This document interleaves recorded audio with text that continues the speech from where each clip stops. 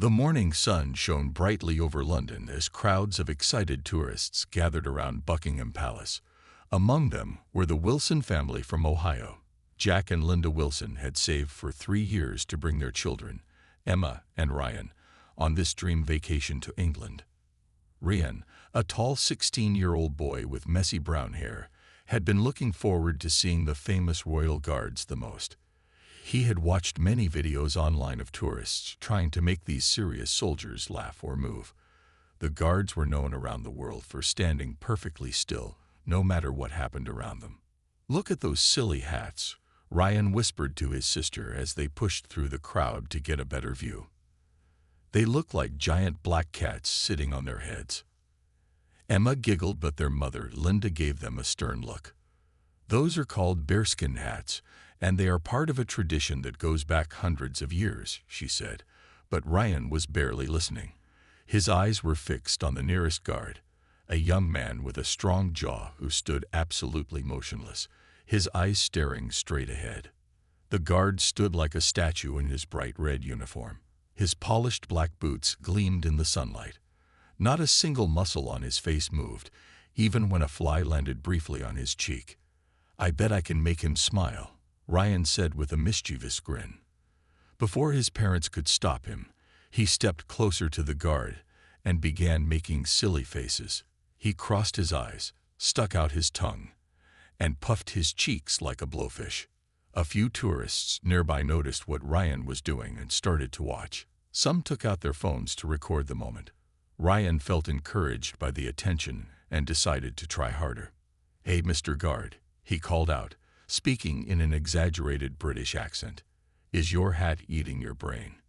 Is that why you cannot move?" More people gathered around, laughing at Ryan's jokes. Jack Wilson smiled proudly at his son's boldness, while Linda looked uncomfortable but did not step in to stop him. An older British woman with gray hair and a walking stick frowned at the scene. She approached Linda and spoke in a low voice. "You should tell your boy to stop. These guards are not here for entertainment. They are real soldiers doing an important job." Linda nodded politely but did nothing. The crowd had grown larger now, with about 20 people watching Ryan's performance. Some were even shouting suggestions of what he should say or do next. "Pretend to be a guard too," called out a man with an Australian accent. Ryan immediately stood straight, puffed out his chest, and began marching in place with stiff movements, mimicking the guard in an insulting way. The laughter grew louder. Ryan felt like a star. He had never had so many people paying attention to him before. Even his father was recording the moment on his phone. What none of them knew was that deep beneath their feet, something was happening. Workers had been fixing old tunnels under this part of London for weeks. That morning, they had used small controlled explosions to clear a blocked passage. These explosions were supposed to be too small to feel on the surface, but sometimes plans go wrong. As Ryan continued to mock the guard, the first tiny vibration began. It was so small that no one noticed it at first. The guard felt it through his boots but maintained his perfect stillness, trained to never break position unless given a command or facing immediate danger. The second vibration was stronger. A few pigeons took flight from the palace roof. The guard's eyes shifted slightly, the first movement he had made in hours. Then the ground began to shake. The third shake was impossible to ignore. People stumbled as the ground moved beneath their feet. A woman screamed. Confused murmurs spread through the crowd as everyone tried to understand what was happening. "Is this an earthquake?" Jack Wilson asked, reaching for his wife's hand. "Do they even have earthquakes in England?" The royal guard that Ryan had been mocking suddenly moved. His action was so unexpected that people gasped. For hours he had stood like a statue, and now he turned his head sharply and looked directly at the crowd. "Clear the area immediately," he commanded in a loud, clear voice that cut through the noise of the confused tourists. His face remained serious, but there was urgency in his eyes. 2 other guards appeared from their posts, moving with quick, precise steps. They began directing people away from the palace gates in a calm but firm manner. "This is not a drill," one of them called out. Please move toward the park in an orderly fashion." Ryan stood frozen, his mouth open in shock. The guard he had been making fun of just moments ago was now taking charge of the situation with a confidence that made the boy feel very small and foolish. Linda grabbed Ryan's arm and pulled him back as a piece of decorative stonework fell from the palace fence. It crashed onto the exact spot where he had been standing. The sound of it breaking on the pavement made Emma scream. "Move now," the guard told the Wilson family directly. There was no anger in his voice, only professional concern. The ground shook again, harder this time. People began to run, pushing past each other in fear. The young child fell in the rush and began to cry. Without hesitation, the guard Ryan had mocked stepped forward, picked up the child, and handed her safely to her grateful mother. "Follow me," he said to the nearest group of tourists, which included the Wilsons. "Walk, do not run. Keep together." As they moved away from the palace, Ryan looked back to see small cracks appearing in the pavement. The guard was now helping an elderly man who was having trouble walking. "I feel so stupid," Ryan muttered to his sister. "I treated him like a joke, but look at him now." Emma nodded, her face pale with fear. "He did not move a muscle when you were being silly, but as soon as there was real danger, he knew exactly what to do." Police cars and emergency vehicles began to arrive with flashing lights and loud sirens. The area was filling with people in uniforms who quickly set up barriers to keep people away from the palace. A police officer with a megaphone explained that there had been an accident in the underground tunnels beneath the palace. Workers doing repairs had hit something that caused the ground to shake. It was not a major earthquake, but there was still danger from falling objects and unstable ground. The Wilson family joined other tourists in a safe area of St. James's Park. From there, they could see more emergency workers arriving at the palace.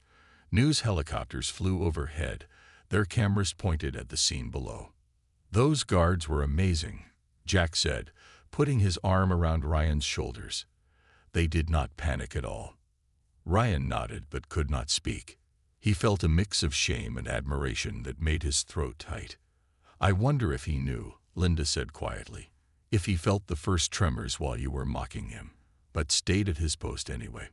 Ryan looked across the park at the guard, who was now helping the police set up a safety zone. Their eyes met briefly, and Ryan thought he saw something in the guard's expression. Not anger, but something like understanding. The next few hours passed in a blur of activity.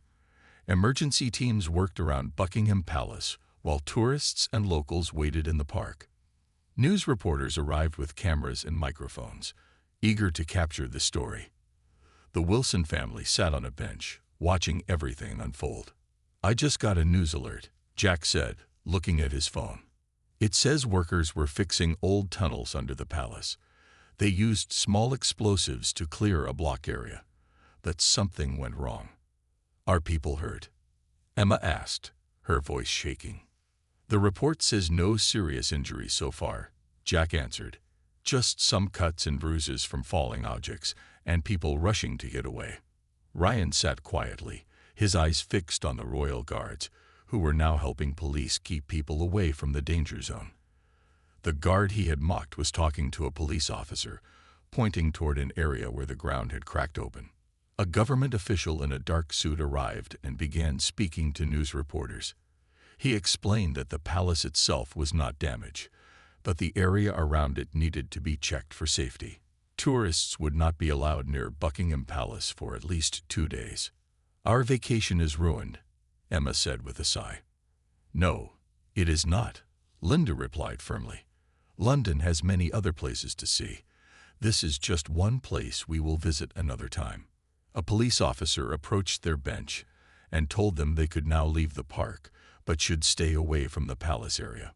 Hotels were open, and the underground trains were running again, except for stations near Buckingham Palace. As the Wilson family stood up to leave, Ryan noticed the royal guard who had helped them walking toward a military truck. Without thinking, Ryan walked over to him. "Ryan, where are you going?" Linda called after him, but he kept walking. The guard saw Ryan approaching and stopped. His face was tired, but still showed the same calm control he had displayed earlier. "I want to say I am sorry," Ryan said, looking at the ground. "For making fun of you. It was stupid and mean." The guard looked at him for a moment, his expression serious. Then he spoke in a quiet voice. "We are trained to stay focused, no matter what happens around us," he said. "People make jokes every day. It is part of the job." "But I was really rude," Ryan insisted.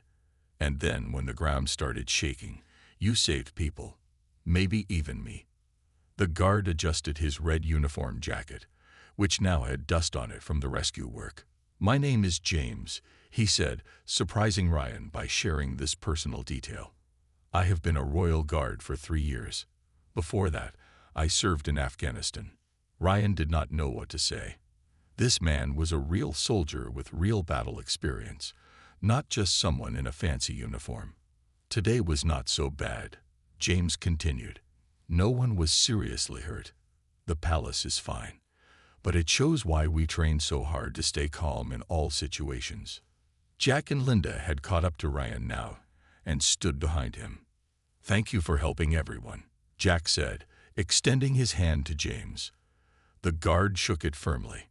"Just doing my job, sir," James replied. Then he looked at Ryan again. "Keep your sense of humor. Just remember that sometimes the people you joke about have stories you do not know." With that, he nodded politely and walked away to join his fellow guards. "Wow," Emma whispered. "He was so nice to you after everything."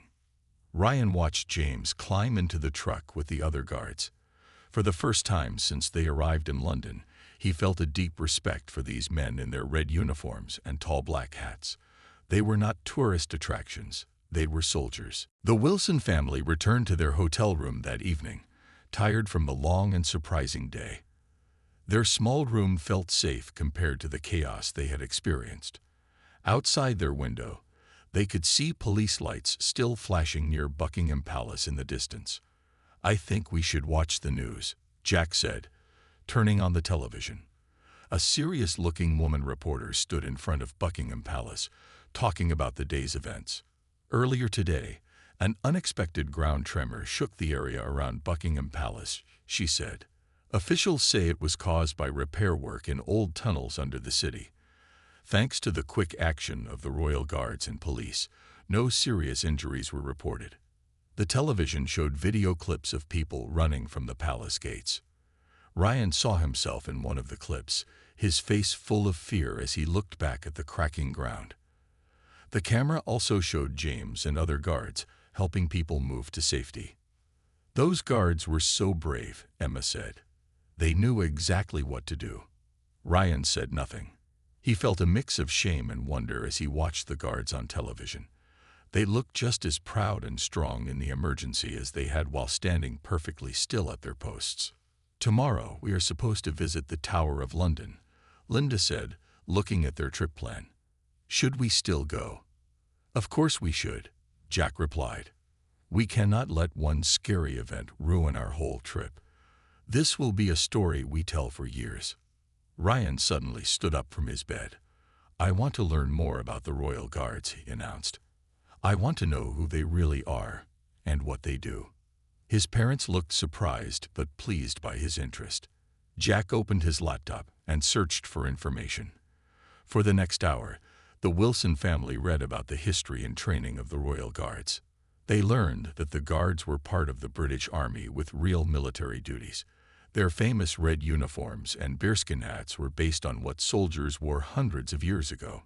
Most importantly, they learned that many guards had served in wars around the world before taking their posts at Buckingham Palace. It says here they trained for months just to learn how to stand perfectly still for hours, Jack read from a website. They have to control their breathing and focus their minds. "And we think it is hard to sit still through a long movie," Emma said with a laugh. Ryan looked at a photo of guards standing in formation. "I wonder if James is in this picture," he said, scanning the serious faces. "You know," Linda said thoughtfully, "not many tourists get to learn a guard's name or hear about their real life." "That is because most tourists just see them as funny men in strange hats," Ryan replied. Like I did. Before going to bed, Ryan opened the window and looked out at the city. London was still busy with people and cars, even after the excitement of the day. He thought about James standing at his post tomorrow, facing another day of tourists trying to make him smile or move. "I wish I could tell other tourists what I learned today," Ryan said as he got into bed. Maybe they would treat the guards with more respect. "You cannot change what other people do," Jack told his son. "But you changed how you think, and that matters."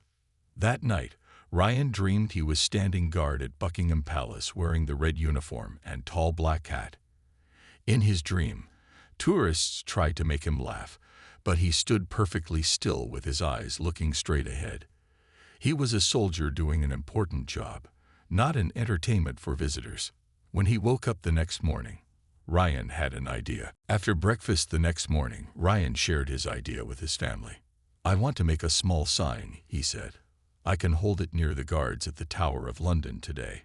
It will tell people that the guards are real soldiers who deserve respect." His parents exchanged looks of surprise. "That is a nice thought," Linda said carefully. "But we cannot stand near the guards with signs. There are rules about that." Besides, Jack added, the guards at the tower might be different from the ones at Buckingham Palace. Ryan looked disappointed, but he understood. Instead, he took out his phone and opened his social media account. He wrote a long post about what had happened the day before, explaining how the royal guard named James had helped people during the emergency. He described how he had learned that the guards were real soldiers with battle experience, not just men in fancy uniforms for tourists to laugh at. "I am posting this so all my friends back home will know the truth about the royal guards if they ever visit London," Ryan told his family as he pressed the share button. The Wilson family took a taxi to the Tower of London. There were fewer tourists than normal, because many had changed their plans after yesterday's events. This meant the family could see everything without waiting in long lines. At the Tower of London, they saw more guards in the same red uniforms. These guards, called yeoman warders or beefeaters, gave tours and shared stories about the tower's history. Ryan listened with real interest, asking questions about their training and duties. "Yes, we are all former soldiers," one guard explained when Ryan asked. "We must serve at least 22 years in the military before we can become yeoman warders." As they walked around the tower grounds, Emma noticed something on her phone. "Ryan, your post is getting shared a lot," she said. "People are adding comments about their own experiences with the royal guards." Ryan looked at his phone and saw that his post had been shared hundreds of times already. Many people had added their own pictures and stories. Some were tourists who had been at Buckingham Palace during the ground tremors, sharing their thanks to the guards who had helped them. "Your post is going viral," Jack said, using the term for when something spreads quickly online. Ryan felt both proud and embarrassed by the attention. He had only wanted to share what he had learned, not become famous. While they were looking at the crown jewels display, Ryan felt a tap on his shoulder. He turned to see a man in a dark suit. "Are you Ryan Wilson?" the man asked politely. Ryan nodded, feeling suddenly nervous. Had he done something wrong by posting about the guards online? "My name is Mr. Thompson. I work with the royal household," the man said. "Your social media post about the royal guards has been noticed by some important people. They appreciate your honest account of yesterday's events." The whole Wilson family gathered around now, curious about what this man wanted. "If you and your family are interested," Mr. Thompson continued, "we would like to offer you a special tour tomorrow. You would see parts of Buckingham Palace that are not open to regular tourists, and meet some of the royal guards properly." Emma gasped with excitement. "Would we meet James again?" she asked. Mr. Thompson smiled. "The guard you mentioned in your post. Yes, he would be part of the tour." He was quite surprised to find himself becoming well known online. Jack and Linda looked as shocked as their children. This was not something that happened on a normal family vacation. "We would be honored," Linda said after a moment. "Thank you for the offer." Mr. Thompson gave them a card with details about where to meet the next morning. Then he shook Ryan's hand. "Your honest words about the guards have done something quite wonderful," he said. "Too often people forget there are real people inside those uniforms." After Mr. Thompson left, the Wilson family stood in stunned silence for a moment. "Did that really just happen?" Emma finally asked. "I think," Jack said slowly, "that Ryan's post has made more of an impact than he expected." Ryan looked down at the card in his hand, hardly believing what had just happened. From mocking the guard to being invited for a special tour in just 2 days. It seemed impossible. That evening, Ryan could not sleep. He kept thinking about the special tour tomorrow, and what it would be like to meet James again. The guard had every reason to dislike Ryan after how rudely he had behaved, yet James had been kind to him even when the ground was shaking and people were in danger. "Are you awake?" Emma whispered from her bed across the hotel room. "Yes," Ryan replied. "I cannot stop thinking about tomorrow." "Me too," Emma said. "I checked your post again before bed. It has been shared thousands of times now. There are news websites talking about it." Ryan sat up in bed. "What? News websites?" "Yes, they are calling it The Guard and the Joker story. People like how you admitted you were wrong about the guards." Ryan felt his face grow hot with embarrassment. He had not expected so many people to read about what he had done. Part of him wished he could hide, but another part felt proud that his story was helping people see the royal guards differently. The next morning, the Wilson family dressed in their nicest clothes for the special tour. They took a taxi to a small side entrance of Buckingham Palace, where Mr. Thompson was waiting for them with a smile. "Good morning," he greeted them. "Are you ready for your tour?" He led them through a security check and then into a part of the palace that felt older and less public than the areas shown on regular tours. The walls were lined with paintings of people in old-fashioned clothes, and the floors were made of polished wood that creaked as they walked. "This is the guards' headquarters," Mr. Thompson explained as they entered a large room with high ceilings. "This is where they prepare for their duties." Several guards in their red uniforms stood in the room. One of them stepped forward, and Ryan recognized James immediately. "Hello again," James said with a small smile. "I understand my name is now known to many people thanks to you." Ryan felt nervous. "I hope that is okay. I just wanted people to know that the guards are real soldiers who do important work." James nodded. "It is more than okay. Your story has helped many visitors treat us with more respect." My commanding officer was very pleased. An older man with many medals on his uniform approached the group. "You must be the Wilson family," he said in a deep voice. "I am Colonel Blackwood, commander of the Queen's Guard." The colonel explained that the guards had a long and proud history of protecting the royal family. He showed them the special rooms where guards lived during their time at the palace and the training areas where they practiced marching and standing still for hours. "Would you like to try on a bearskin hat?" Colonel Blackwood asked Ryan. "They weigh about 1.5 kilograms. Ryan carefully placed the tall black hat on his head. It was much heavier than he expected, and he had to hold his neck very straight to keep it from falling. "How do you wear this all day?" he asked James, who smiled. "Years of practice," James replied, "and a very strong neck." The colonel then led them to a room where a table was set for tea. Real guards, now off duty and more relaxed, joined them to share stories about their work and answer questions. Ryan learned that the guards worked in shifts of 2 hours on and 4 hours off during the day. He heard stories about tourists who had tried every possible way to make the guards react, from telling jokes to throwing water. "But yesterday was the first time the ground actually shook while I was on duty," James told them as he sipped his tea. As they finished their tea, a palace official entered the room with an envelope. "This is for you," Colonel Blackwood said, handing the envelope to Ryan. "A small thank you for helping people understand our work better." Ryan opened the envelope carefully. Inside was a letter with a royal seal at the top, thanking him for his honest account of the events at Buckingham Palace and for showing respect to the guards who served there. The letter was signed by a high-ranking royal official. "We will frame this when we get home," Linda said, her eyes wide with amazement. As they prepared to leave, James walked with Ryan to the door.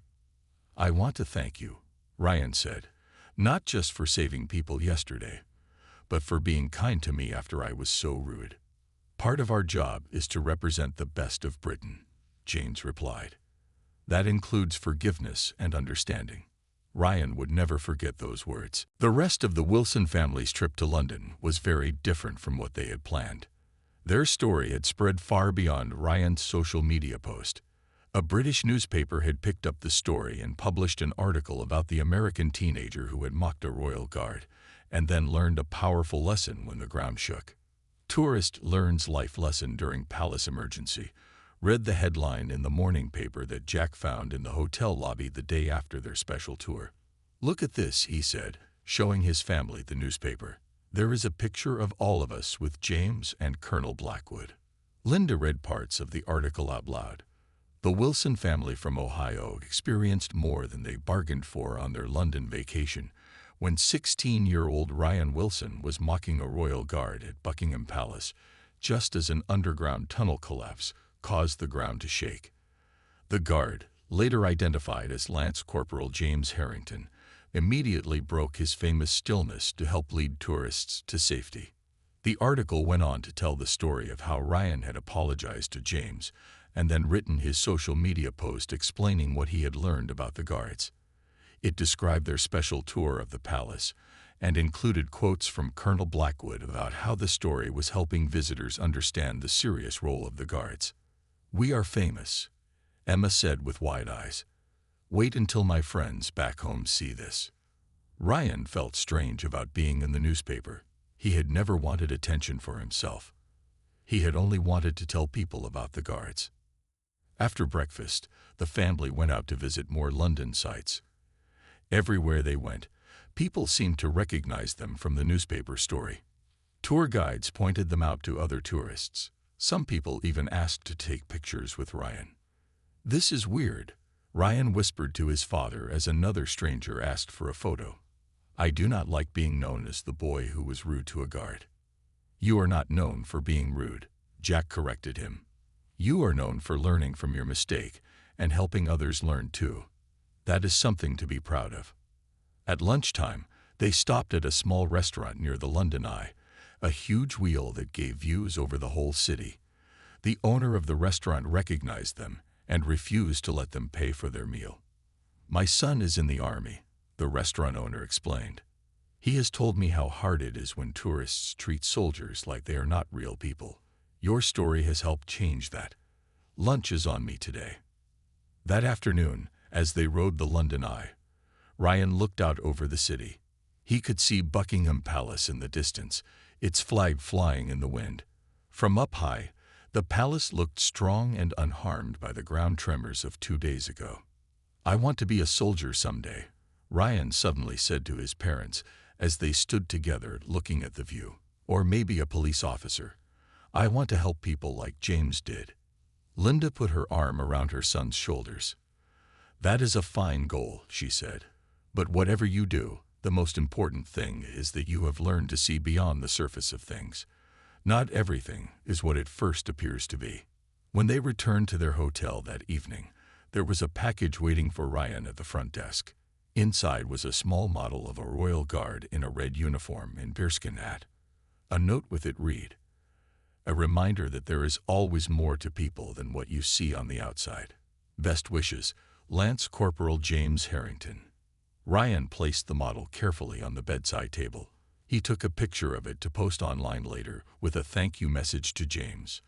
"Our vacation ends tomorrow," Emma said as she packed her suitcase. "This was not at all what I expected when we came to London."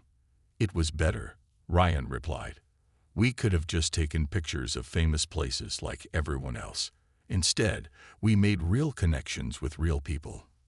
That night, as Ryan lay in bed looking at the model guard, he thought about how differently things might have turned out if the ground had not shaken that day. He might have gone home thinking the guards were just funny men in strange hats who stood still for tourists to laugh at. He never would have known the truth about their courage, training, and dedication.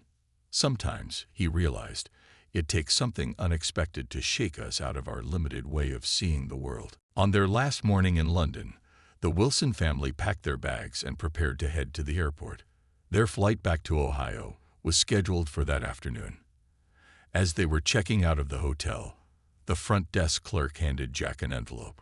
"This came for you this morning, Mr. Wilson," the clerk said. Jack opened the envelope and found 4 tickets inside along with a note. He read it with surprise and then showed it to his family. "These are tickets to the changing of the guard ceremony," he explained, "with special seats in a viewing area normally reserved for important guests." The note is from Colonel Blackwood. The note explained that the changing of the guard ceremony would take place that morning at 11 o'clock. It was a formal event where one group of guards handed over their duties to another group, with music and marching in full uniform. The colonel had arranged for the Wilson family to view this ceremony from a special area before they left for the airport. "Our flight is not until 4 o'clock, Linda said, checking her watch. "We have time to go if we want to." "Of course we want to go," Emma said excitedly. "This is our last chance to see something special in London." The family took a taxi to Buckingham Palace, where a palace staff member was waiting for them at a side entrance. She led them to a small roped-off area near the main gates where they would have a perfect view of the ceremony. "The colonel asked me to tell you that Lance Corporal Harrington will be part of the ceremony today," she informed them with a smile. Ryan felt a rush of excitement. He would get to see James in his official role, doing the serious job he had trained so hard for. At exactly 11 o'clock, the ceremony began. A military band marched into the palace yard playing music. Then came the old guard, the soldiers who had been on duty, marching in perfect step. Among them was James, his face serious and his eyes looking straight ahead. In his full uniform with his rifle on his shoulder, he looked very different from the man who had shared tea with them yesterday. The new guard marched in from the other side of the yard. Both groups of guards formed lines facing each other. An officer inspected every guard, checking their uniforms and weapons. Ryan watched with interest as the officer stopped in front of each man, looking at them closely. When the officer reached James, Ryan held his breath, but James remained perfectly still, showing no sign that he recognized the Wilson family watching. The ceremony continued with the guards performing complicated marching patterns to music. Then the old guard formally handed over the palace keys to the new guard. Finally, the old guard, including James, marched away from the palace to return to their barracks. As James marched past where the Wilson family stood, Ryan saw something that made him blink in surprise. For just a moment, so quickly that no one else would notice, James gave a tiny nod of his head toward Ryan. It was so small that it did not break his perfect marching form, but Ryan knew it was meant for him. "Did you see that?" Ryan whispered to Emma. James nodded at me. "I did not see anything," Emma replied. "He looked completely serious the whole time." "That is because it was just for me," Ryan said with a smile. He understood now that the guards could see and hear everything while standing at their posts. They simply chose not to react as part of their job. After the ceremony ended, the palace staff member returned to escort them out. "Lance Corporal Harrington asked me to give you this before you leave," she said, handing Ryan a small envelope. Inside was a simple card with a handwritten message. "Ryan, remember that sometimes the hardest job is standing strong when everything around you is shaking. Safe travels home. James." Ryan carefully put the card in his pocket. It was a message he would keep forever. As they rode in the taxi to the airport, Jack asked his son what he had learned from their London adventure. "I learned that you cannot judge people by how they look or what job they are doing," Ryan replied thoughtfully. "And I learned that real strength is not about fighting or being tough. It is about staying calm and helping others when things get scary." Linda smiled at her son, proud of how much he had grown during their trip. "And what will you tell your friends back home about the Royal Guards?" she asked. Ryan looked out the window at London passing by for the last time. "I will tell them that the guards are not tourist attractions," he said firmly. They are heroes in red coats just waiting for the moment when they are needed. 1 year later, Ryan stood in his high school auditorium in Ohio. He was dressed in his best clothes and felt nervous as he looked out at the crowd of students, teachers, and parents. On a table next to him was a display about his London experience, including pictures, newspaper articles, and the small model guard that James had given him. Today I want to talk about how one event changed how I see the world. Ryan began, his voice shaking slightly. He had been asked to give this speech as part of a special school program about life-changing experiences. Ryan told the story of his trip to London, how he had mocked the Royal Guard, and how everything had changed when the ground began to shake. He described James helping people to safety and later sharing his experiences as a soldier. He explained how his social media post had spread around the world and led to their special tour of Buckingham Palace. Before that day, I thought the guards were just there for tourists to take pictures with, Ryan told the silent audience. I did not see them as real people with important jobs and serious training. I was only looking at the surface without thinking about what was underneath. In the front row, Jack and Linda watched their son with pride. Next to them sat Emma, recording the speech on her phone. The lesson I learned is that we often make judgments about people based on how they look or what job they are doing, Ryan continued. We do not think about their stories, their training, or what they might do when a real crisis happens. He held up the small model guard. This reminds me every day to look deeper than what I first see. The guard I mocked turned out to be a hero and then a friend. He could have been angry with me, but instead he showed me kindness and taught me something important. After the speech, Ryan's history teacher approached him. That was very moving, she said. Have you thought about what you want to do after high school? Ryan nodded. I want to join the military and then maybe become a police officer.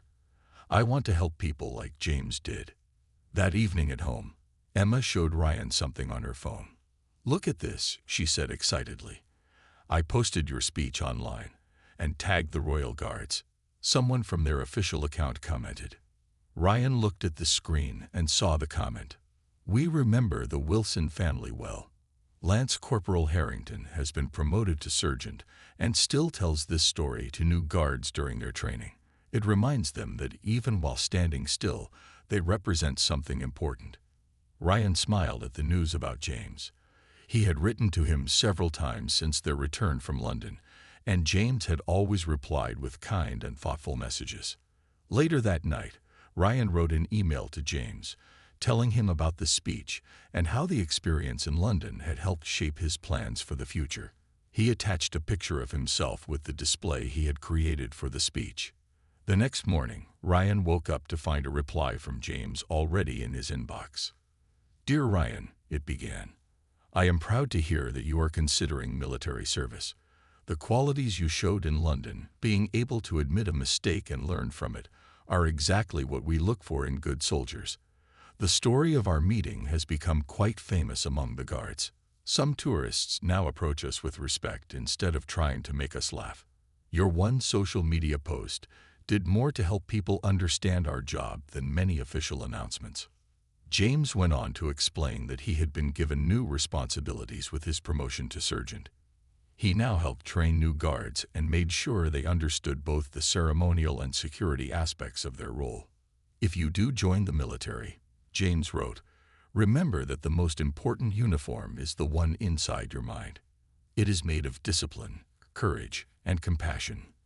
Those never show on the outside until they are needed, but they must always be there, ready. Ryan read the email twice, taking in every word of advice. He looked at the model guard on his desk, remembering the day when the ground shook and changed his understanding of the world. Some lessons could only be learned when the ground beneath your feet was no longer solid. Sometimes you needed to be shaken out of old ways of seeing things. Ryan was thankful for that strange and frightening day in London that had taught him to look beyond appearances and find the real person underneath. He wrote back to James, "Thank you for being still when I was foolish and for moving when it mattered most. You showed me what true strength looks like."